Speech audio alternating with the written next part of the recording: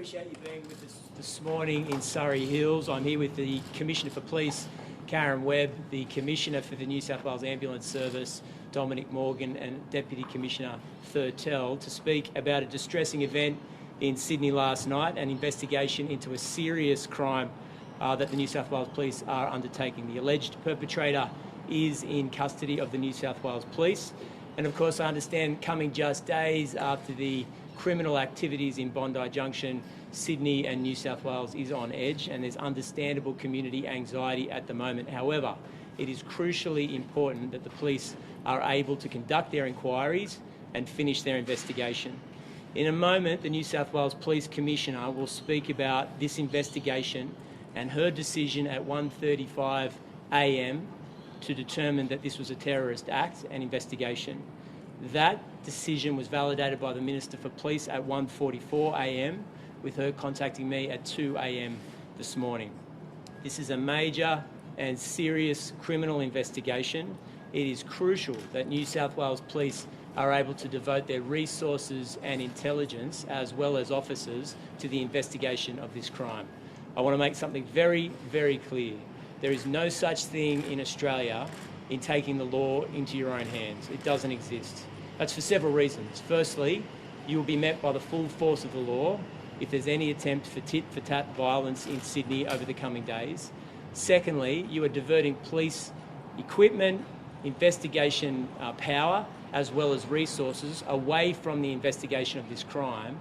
And lastly, and perhaps most importantly, every religious leader representing communities across Western Sydney has expressly said don't do it, and implored the community to come together to express faith and hope in the New South Wales Police and ensure that we remain united during these difficult days. I can't express that enough. Late last night at 10:30 p.m, I convened a meeting of faith leaders representing major religious organisations across Western Sydney, and their message to their communities was universal and identical, and that is that they deplore violence in all forms, that they have faith in the New South Wales Police to undertake their investigation and their inquiry, that they call for peace amongst all communities in Sydney, and most importantly, that people remain calm during this obviously distressing period. I'm going to hand over to the New South Wales Police Commissioner. Thank you for being here.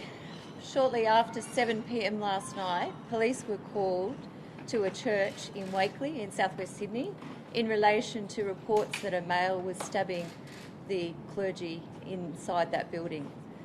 Police responded and arrested a young person, and he was restrained inside that building. Subsequently, as it has been mentioned, at 1:35 a.m. this morning, after consideration of all the material, I declared that it was a terrorist incident.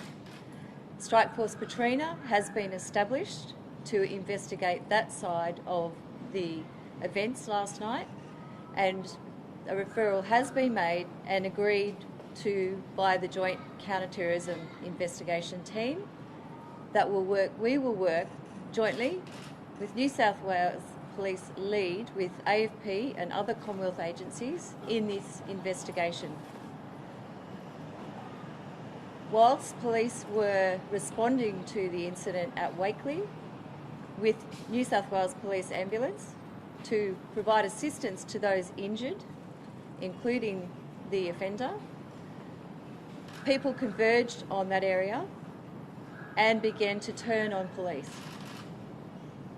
People used what was available to them in the area, including bricks, concrete, palings, to assault police and throw missiles at police and police equipment and police vehicles. We've had police injured and taken to hospital overnight, and we've had many, many police vehicles damaged. 20 have been damaged and 10 are unusable. This is unacceptable. Police attended the incident in Wakeley last night to assist that community in response to calls for assistance, and the crowd turned on police. That is unacceptable, and those that were involved in that riot can expect a knock at the door. It might not be today, it might not be tomorrow, but we will find you and we will come and arrest you. That is totally unacceptable. Strike Force Dribs has been established by South West Region Command to investigate the riot and those involved in assaulting police going about their job. The police officers, and of which there were many, acted courageously to protect that community, protect witnesses, victims, and the ambulance officers that were there to do their job. They went there last night to do their job and they were turned on. And they will be prosecuted when they're identified. Strike Force Dribs will be formed to respond to the riot, and additional patrols will be put in place for Sydney to help community harmonisation, because we can't and we don't want this to happen again. This should be an isolated incident, but it will be investigated and those involved can expect to be prosecuted. Thank you. Are there any questions? I'll hand to Don Morgan first. Thank you. Thanks. Good morning, everybody. Last night, New South Wales Ambulance attended to 30 different patients that we assessed and treated over the course of about 3.5 hours. Out of those, 7 patients were transported to hospital across the Sydney area. 5 of them were by New South Wales Ambulance, 1 by New South Wales Police, and another patient was sent by private transport for a range of medical conditions and trauma-related conditions. Approximately 20 people were affected by OC spray, oleoresin capsicum spray. One of the things I need to make most clear, this was a rapidly evolving situation where the crowds went from 50 to a number of hundreds of people in a very rapid period of time. Our paramedics became directly under threat and were supported by police and had to retreat into the church. The paramedics that serve this community and the police every single day were holed up in that church for 3.5 hours. 6 of our paramedics could not leave that facility for fear of their own safety from the community that they serve. I echo the words of the Police Commissioner. This is outrageous. Our people that do nothing but go to care and help every single day need to know that they've got the support of the community. If they don't have the support of the community, who will come and do these jobs? It is absolutely clear we cannot have these sorts of behaviours. These are the times to come together. The words of some of our staff last night were, this was terrifying and extremely violent. They particularly wanted me to call out that they believe that the New South Wales police officers put their lives on the line to protect the paramedics. And I call on the community to do the same and support our frontline responders. Premier, you said this has been designated as a terrorist attack. Can you please just expand on what you mean by that and what's the exact? Well, the Police Commissioner may speak to that in a moment, but there's obviously clear legislative definitions about an investigation, police powers into that investigation, powers of arrest as well as time in custody. That was a decision made in the early hours of this morning. We believe it's the correct decision under the circumstances, but I'll ask the Police Commissioner to elaborate more. Can you also just define what constitutes a terrorist attack and what you think he did that crossed the line? The elements that I considered, I had a teleconference with my team from Terrorism Command for over an hour this morning to talk through this. The things that influenced my decision to declare this a terrorist incident was the actions of the individual who attended, we will allege, attended that church with a knife, armed with a knife, and stabbed the bishop and priest, and others were also injured. We believe there are elements that are satisfied in terms of religious motivated extremism, and of course the intimidation of the public through that person's acts by attending that church whilst it was being live streamed, intimidating not only the parishioners in attendance but those parishioners who were watching online, and subsequently those people that turned up to the church on the outside and the subsequent riot that happened. What can you tell us about the attack that We understand he's about 16 years of age. He is known to police. However, he has not been on any terror watch list. How long was this attacking process for? Was the premeditated between events or? Well, we will allege that there is a degree of premeditation on the basis that this person has travelled to that location, which is not near his residential address. He's travelled with a knife, and subsequently the bishop and the priest have been stabbed, who are currently in surgery, as I understand it. They are lucky to be alive. Was he working with someone else? We believe at this stage he was acting alone. However, as you can imagine, this is very early on. So at this stage, that is our belief. Can you take us, sorry, I was just going to say, can you please confirm the weapon? So we're hearing that the knife may have been closed and that he stabbed him with the knife still closed. And then can you also just confirm the rumours about the fingers? It's really too early to say. There's various stories about the fingers. That's not clear yet, whether it's self-inflicted or through the melee that occurred or some other way. And I understand that it's possibly a flick knife, but yet that is to be confirmed as well. So just confirming, Commissioner, you don't know yet whether the crowd in their anger have cut off this teenager's fingers or whether his own flick knife has caused that injury. Of course, it'll be really through statements from witnesses and victims that will determine that. I mean, it's a very important point. Of course it is. Of course it is. Yes. So, but Very early to say. The victims are in surgery. The offender has been into surgery this morning. Too early to say. We will provide more information when it's available. Were his fingers injured before police arrived, before the first police arrived, or did that happen while police were in it? Again, too early to say. Can I just speak to that, though? Yeah.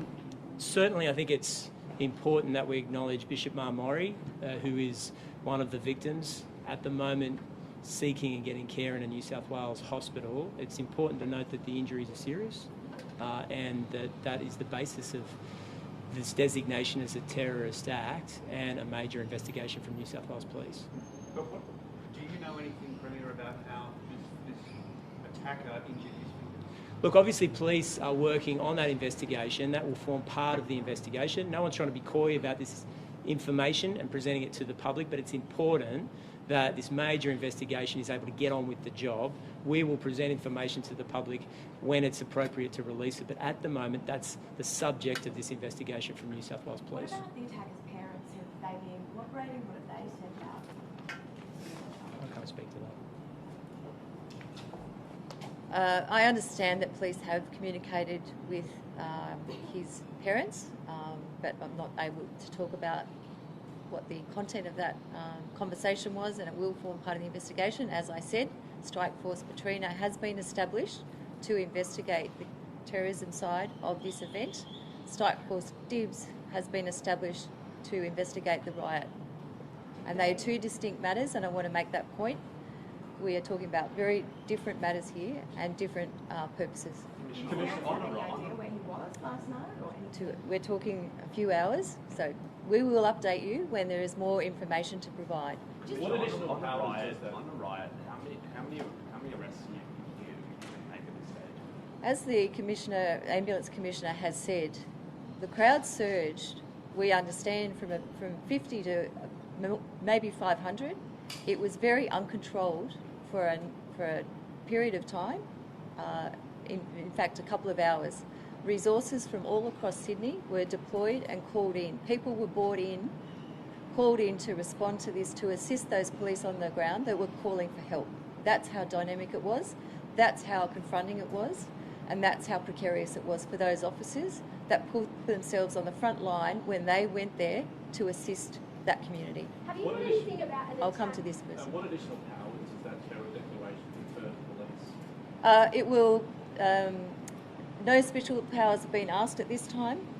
It will be just the investigative powers. However, if there is a need to amend those powers, those powers will be sought from me as the investigation unfolds. Are police worried about reprisal attacks within the Yes, to the point that the Premier made, we are asking for calm and let the police do the job that we do well, and that is protecting our community. We have an investigation. We are working with our community. We are engaging with our communities. This is not the time for retaliation or vigilantism. Have you heard Had any contact with the social media account on hearing a lot, including at the press conference and so forth, suggesting you had to have that. The issue of social media, it's widely used, obviously, and sometimes that's a help for us. It becomes an evidentiary tool. But as I said, it's very early on in this investigation, and if that's we do interact with social media companies, and that maybe you've canvassed today. Have you heard about plans last night from that mob to go and attack a mosque and then consequently 100 people gathering at a nearby mosque to retaliate? There's been all sorts of things flying around. Police have been patrolling last night, and that's not the experience that officers on patrol in southwest Sydney and other places of Sydney have reported. Commissioner, just to be crystal clear, there's a quite graphic photo of a man with his fingers cut off. Is that a photo of the assailant's hand? And did that happen last night? I haven't seen that photo, but given that I understand that the person of interest has injuries to his hand, that is likely the case, but I haven't seen that. Have you heard any... Commissioner, you mentioned that you believe this to be a religiously motivated incident. What was his specific motivation? What has led you to believe that, apart from the fact that he's attacked a bishop? I think there's probably versions on social media. It was a live stream sermon, as I understand it. I understand that he made certain comments as he was approaching the bishop. There's been other comments made. Those comments and all that information available to us at 1 o'clock this morning, I took into consideration in making that declaration. What comments did he make? Around religion. It was centred around religion. Do you know anything about him being there or attending that particular church on Friday, a few days earlier? I'm not aware, and certainly if that's the case, then we'll pursue that as a line of inquiry. The local member Diley is calling for more police resources in Western Sydney. Police resources had to come from all over the city last night. Does she have a point? In these situations, and it's not unusual, a police officer facing that situation, and that's an unusual situation. This doesn't happen in Sydney. A Signal 1 was called by the police who attended and were surrounded. Police from all over Sydney responded, as we would, as I've done in my career. That's what we do to support each other. The welfare and safety of our staff is paramount. We all came together last night from all over Sydney. Our specialist resources were recalled. The Public Order and Riot Squad was recalled. Tactical Operations Unit responded. Pol Air responded. That's what we do. We work together. Will you be prosecuting those rioters who jumped on police cars? We will. They can expect a knock on the door. We won't tolerate that. Police officers were doing their job and they were attacked. That's the simplest I can put it. They were attacked. They can expect to be prosecuted. We heard earlier that this teenager was known to police but wasn't on terror watch, so to speak. Were they known to police in another capacity, for instance, organised crime links or anything like that? As I understand it, not organised crime links, but he had come under notice. You said Not often. He wasn't well known to police, but I think the important thing here is that he wasn't known to us from a terrorism point of view. He was not on any terror watch list. So the issues are different. This is the first time this individual has come to our attention in this manner, and as such, we're treating it very seriously, as you can imagine. Commissioner, have you made, so just to come back to what I asked earlier, has there been a preliminary assessment on how many arrests may be made as a consequence of the riots that have brought up? There will be a lot of work done, and let me tell you, we will work through it meticulously. For any footage, any evidence of any individual has participated in that riot and thrown missiles at police, injured police officers, and damaged property, damaged the local community, we will be pursuing all those individuals. They can expect a knock on the door. Can I just say, sorry, Commissioner. Can I just say it's very important right now that people not respond to rumour on social media or even in this media conference today. New South Wales Police will provide information to the public based on their investigation, and rumours can spread in the community and start disharmony or a breach to the public order very quickly. So wait for official communication from New South Wales Police. In relation to the police's actions last night, it should be understood that in a very short space of time, 2 strike forces were stood up. One to investigate this terrorist act, a second to investigate the near riot or riotous activities outside the church last evening. At the same time, New South Wales Police deployed resources to Western Sydney. At the same time, they deployed resources to other religious organisations and structures throughout Western Sydney in order to avoid retaliation or tit-for-tat violence. Now, that is very important. That happened in a short space of time. Within a couple of hours, literally hundreds, if not 1,000 police were on the ground keeping the community safe. The message from New South Wales Police and the government this morning is very clear. Remain calm. Let the police do their job. Every major religious community leader representing the communities of Western Sydney have made an identical plea to the residents of this city, and that is let the police do their job. They've deplored violence and no one is asking for retribution or to take the law into their own hands. And it's my great plea to everybody in Sydney to heed those calls from the New South Wales Police, the government and major religious leaders, Islamic leaders, Christian leaders, united last night with one simple message: remain calm and please follow police directions. Are those police officers still deployed at all of those religious institutions that you met today?